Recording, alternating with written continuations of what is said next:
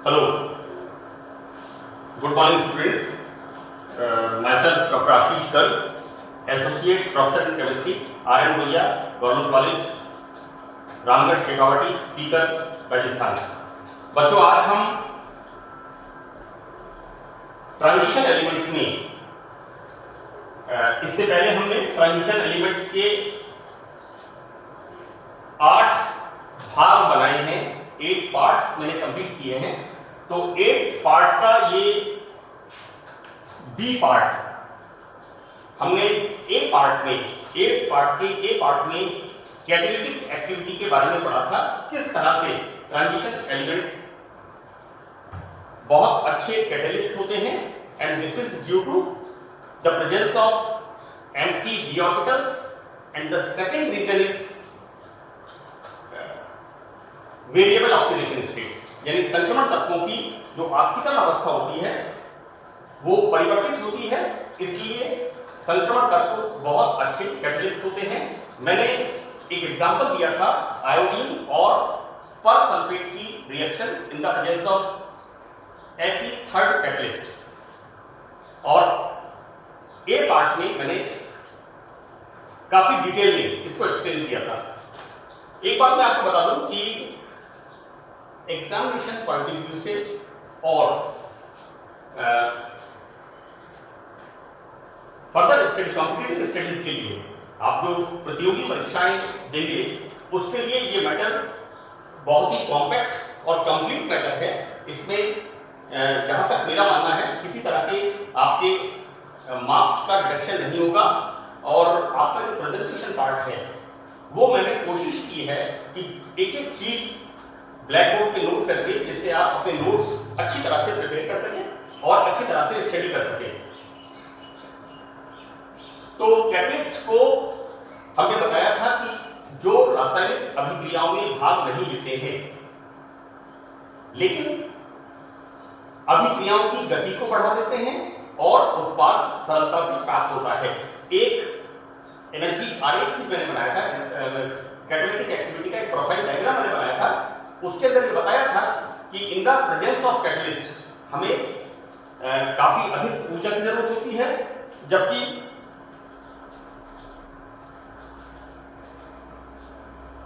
In the absence of catalyst हमें अधिक ऊर्जा की जरूरत होती है, जबकि presence of catalyst activation energy का मान बहुत कम हो जाता है।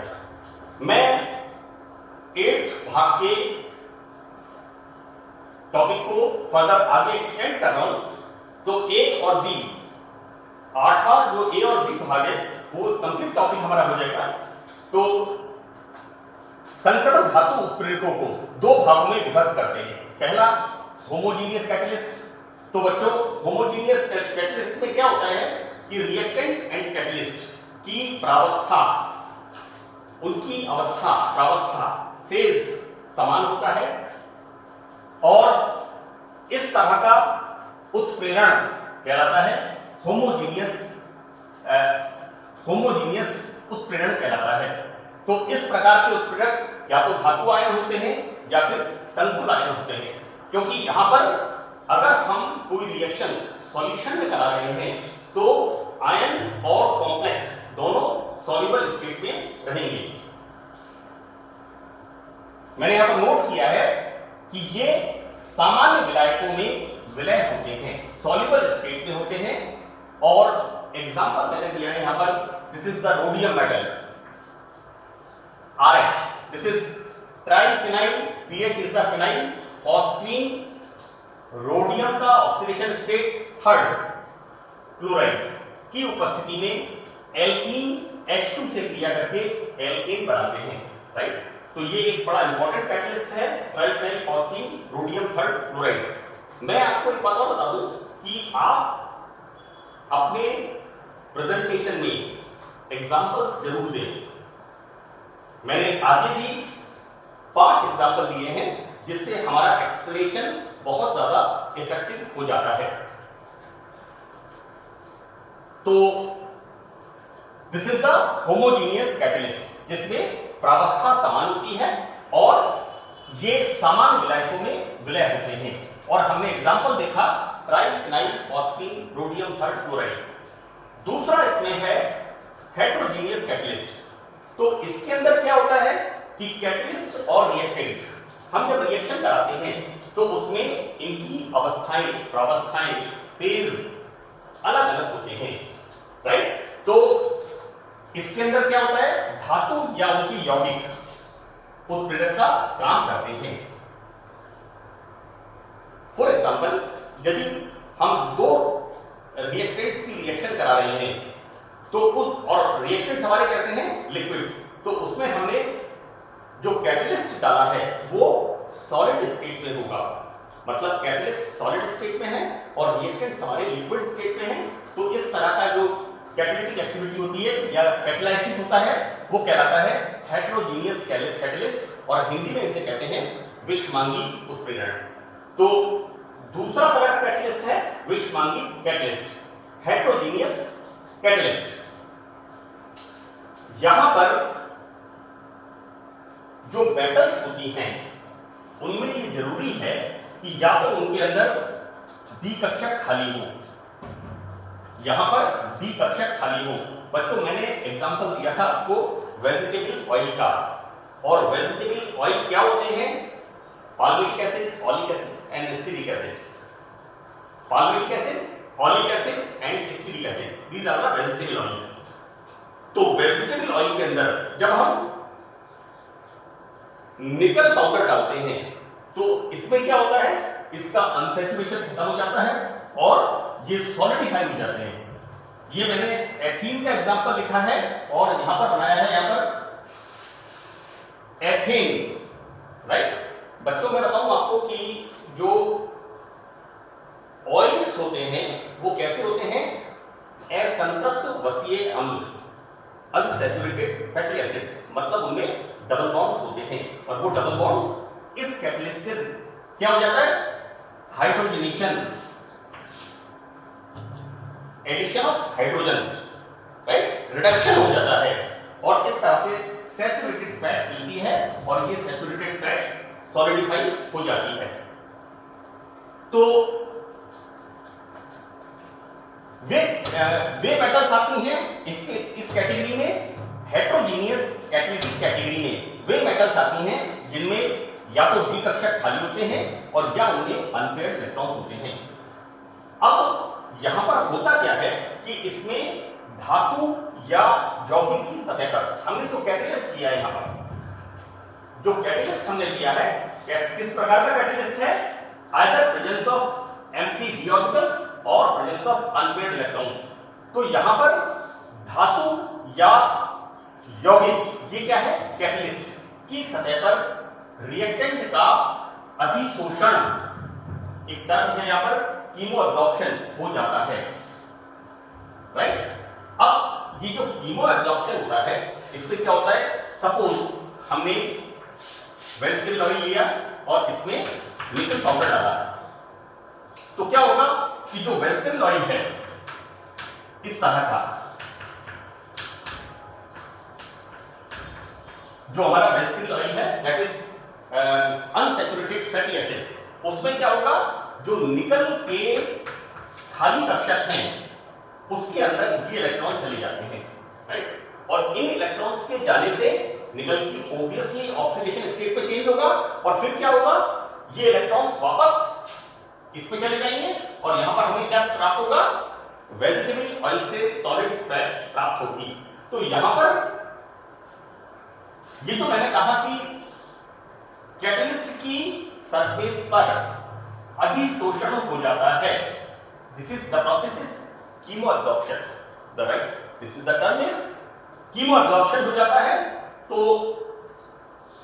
और एक बार हम क्या कहते हैं, हमने निकल डाला, इसको स्टीरिंग किया, हिलाया अच्छी तरह से, तो क्या होता है, फ्लास्क या बीकर गर्म हो जाता है, राइट। यहां पर रिएक्शन किस तरह की होती है, एक्सोथर्मिक रिएक्शन, यहां लिखा है इस क्रिया में जो ऊर्जा निकलती है, right. Exothermic reaction, endothermic reaction, दो तरह की रिएक्शन होती है। तो यहां पर क्या होता है, जब कीमो एब्जॉर्प्शन का प्रोसेस होता है तो उसमें ऊर्जा बाहर निकलती है और वो उत्पाद बनाने में सहायक है।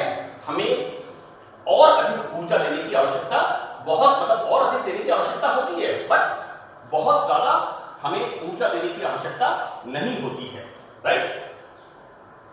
तो ये दो तरह के कैटलिस्ट हैं, one is the homogeneous catalyst and other is the heterogeneous catalyst.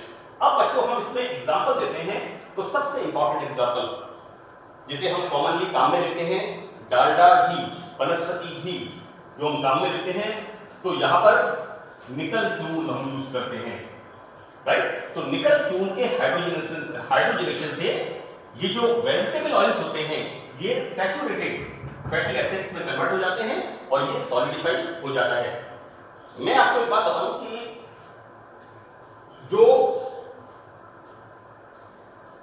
वनस्पति घी आता है उसके कंटेनर में 15 केजी का, 14 केजी का, 16 केजी का जो भी कंटेनर आता है, उस कंटेनर में जो लास्ट में जो वनस्पति घी बचता है उसका कलर आप ऑब्जर्व करिएगा, स्लाइट ग्रे और डार्क ग्रे कलर का होता है।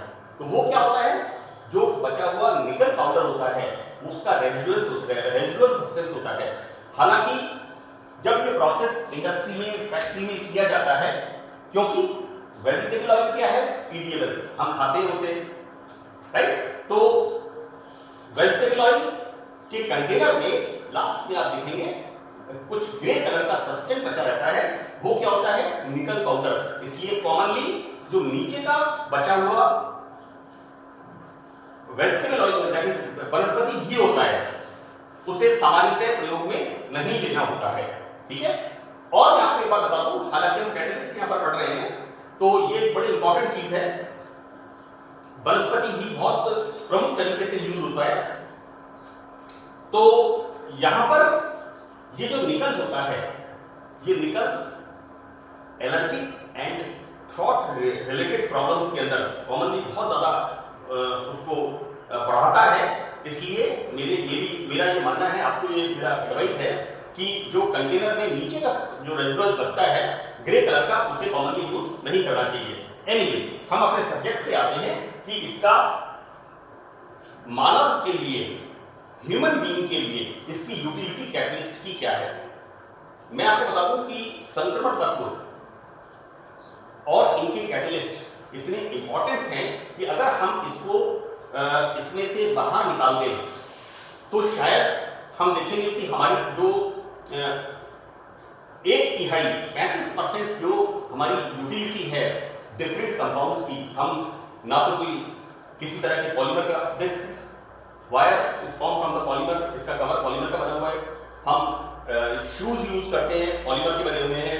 हम ये बटन जो बने हुए हैं हमारे पास कमीज के, ये पॉलीमर के बने हैं, यानी पेन हमारा पॉलीमर का बना हुआ है। तो polymer is the part of human life, right. So this is the one example. Now in the second example, ammonia. ये मेथड आपने 11th से आप पढ़ते हुए आते हैं, हार्बर विधि, preparation of ammonia by Haber process. और बच्चे इसको अच्छी तरह याद कर लेते हैं, N2 + 3H2 in the presence of iron, molybdenum and formation of NH3, right. यहां पर आयरन एंड मोलिब्डेनम ये दोनों क्या है, ये दोनों के दोनों ट्रांजिशन एलिमेंट्स है। तो हम इसके द्वारा अमोनिया का फॉर्मेशन करते हैं। और बच्चों, ammonia is number of things preparation के काम में आती है। तो ये इसका एक कॉमर्शियल यूज है, इंडस्ट्रियल मेथड है, बाय हार्बर मेथड, जिसके अंदर हमने ये मॉलिब्डेनम क्या है, second transition series, YZRNBMO molybdenum, TCRURHPDATCD। तो सेकेंड ट्रांजिशन सीरीज का एलिमेंट है और ये हमारा फर्स्ट ट्रांजिशन सीरीज का एलिमेंट है। तो हमने सेकेंड एग्जांपल देखा, प्रिपरेशन ऑफ अमोनिया। मैं ये आपको बड़े इंपॉर्टेंट एग्जांपल बता रहा हूं जिनको कि आपको अपने एग्जाम के अंदर आपका प्रेजेंटेशन इफेक्टिव होना चाहिए।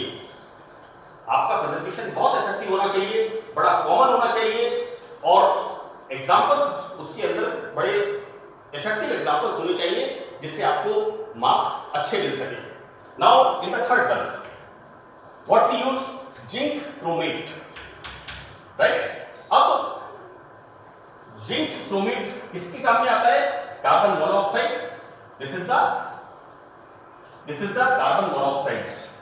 इसकी जब हाइड्रोजन से रिएक्शन कराते हैं in the presence of zinc chromate, then formation of methanol. And methanol भी एक बहुत इंपॉर्टेंट हमारा कंटेंट है, जैविसाइड्स बनाने के काम में आता है, number of medicines, number of things, preparation of so that carbon monoxide की हाइड्रोजन से रिएक्शन, तो this is the zinc chromate के द्वारा एंड फॉर्मेशन ऑफ मीथेनॉल। ये रिएक्शन भी आपने 11th 12th में पढ़ी है। मैंने ये जितने भी एग्जांपल लिखे हैं इनमें कोई भी एग्जांपल ऐसा नहीं है जो आपने पुरानी क्लासेस में नहीं पढ़ा है, क्योंकि मैं बहुत टफ एग्जांपल्स लिख के इस कैटालिटिक एक्टिविटी को कॉम्प्लेक्स नहीं बनाना चाहता, राइट। हम अपने प्रेजेंटेशन को इफेक्टिव बनाएं, ना कि कॉम्प्लेक्स बनाएं। Now fourth one, this is very very important, this is Fenton catalyst. This catalyst is very important. यहां पर ये कैटलिस्ट क्या करता है, होता क्या है, this is iron sulphate plus hydrogen peroxide. और ये कैटलिस्ट क्या करता है, प्राइमरी अल्कोहल को एल्डिहाइड में बदलता है, राइट। यहां पर ये कैटलिस्ट कर रहा है प्राइमरी अल्कोहल को एल्डिहाइड में कन्वर्ट करता है, and this is the specific catalyst, विशिष्ट प्रकार का अभिकर्मक है, राइट। तो ये अभिकर्मक एक बहुत ही स्पेसिफिक कैटलिस्ट है, दैट इज फेंटन कैटलिस्ट। मैं आपको बता दूं कि बीएससी पार्ट सेकंड की क्लास है, मैंने बीएससी पार्ट थर्ड में जो मेरे लेक्चर्स रिकॉर्ड किए हैं उनमें कार्बोहाइड्रेट्स के अंदर कार्बोहाइड्रेट्स में मैंने एक तो inter conversion, that is glucose to fructose and fructose to glucose, and number thing and the other topic is that is aldopentose to aldohexose and aldohexose to aldopentose, that is descending and acidic series, उनके अंदर भी इसका use किया है, right. तो हो ये रहा है कि ये फेंटन कैटलिस्ट भी आपने 12th स्टैंडर्ड में पढ़ा है, राइट, कि अल्कोहल से, प्राइमरी अल्कोहल से एल्डिहाइड कैसे बनेगा, right. Now fifth one, this is very very important, that is titanium tetrachloride. This forms name is Ziegler Natta catalyst. Industry में या ह्यूमन लाइफ में इस कैटलिस्ट की वजह से रिवॉल्यूशन आया, नंबर ऑफ पॉलीमर्स का फॉर्मेशन हुआ। आज से 40-45 इयर्स पहले इतने सारे पॉलीमर्स के हम देखते हैं। आज स्वीट्स के डिब्बे, किसी भी चीज का पैकिंग जो पॉलिथीन का हो रहा है उसमें इस कैटलिस्ट का बहुत ही इंपॉर्टेंट रोल रहा है। जिगलर-नाटा कैटलिस्ट, नंबर ऑफ टाइप, मतलब इतने सारे प्रकार के इससे पॉलीमर फॉर्मेशन होते हैं, राइट। तो ये what we use here, titanium, this is titanium tetrachloride is used in the Ziegler Natta catalyst. और इसमें क्या होता है, it will form ethene to polythene, and we are always using polythene. कोई चीज हमें पैक करना हो, कोई चीज हमें कैरी करना हो, so that polythene is the very important part, right. अब इसके बहुत सारी डिटेल स्टडीज हैं, और बच्चों बीएससी पार्ट फर्स्ट में, ये हमारी बीएससी पार्ट सेकंड क्लास है, तो बीएससी पार्ट फर्स्ट के अंदर एल्का डाइईन्स के अंदर मैंने बहुलकीकरण, पॉलीमराइजेशन पर एक पूरा लेक्चर मैंने उस पर डाला है, रिकॉर्ड किया है, बीएससी पार्ट फर्स्ट में एल्का डाइईन पर। तो इसका मैंने काफी डिटेल में आपको वहां एक्सप्लेनेशन किया है कि किस तरह से अलग अलग प्रकार के पॉलीमर फॉर्म हुए, पॉलीस्टाइरीन एंड अदर्स, अलग अलग देशों ने अलग अलग तरह के पॉलीमर्स बनाए, वो सब मैंने उस लेक्चर में डाला है। लेकिन यहाँ पर हम सिर्फ और सिर्फ संक्रमण तत्वों के कैटालिटिक एक्टिविटी के एग्जांपल देख रहे हैं, right. So that this titanium chloride से क्या बन रहा है, जिगलर-नाटा कैटलिस्ट, एंड बड़ा इंपॉर्टेंट यूज है एथीन टू पॉलीथीन। तो this type of polymer is formed from ethene. So that's all about the catalytic activity. ये हमारा कैटालिटिक एक्टिविटी का बी पार्ट था, and I hope this is the complete matter. आपकी जो कक्षा है बीएससी पार्ट सेकंड, उसमें इस टॉपिक के लिए 8th A and 8th B ये कंप्लीट पार्ट इसमें मैंने कोशिश की है करने का। That's all, thank you.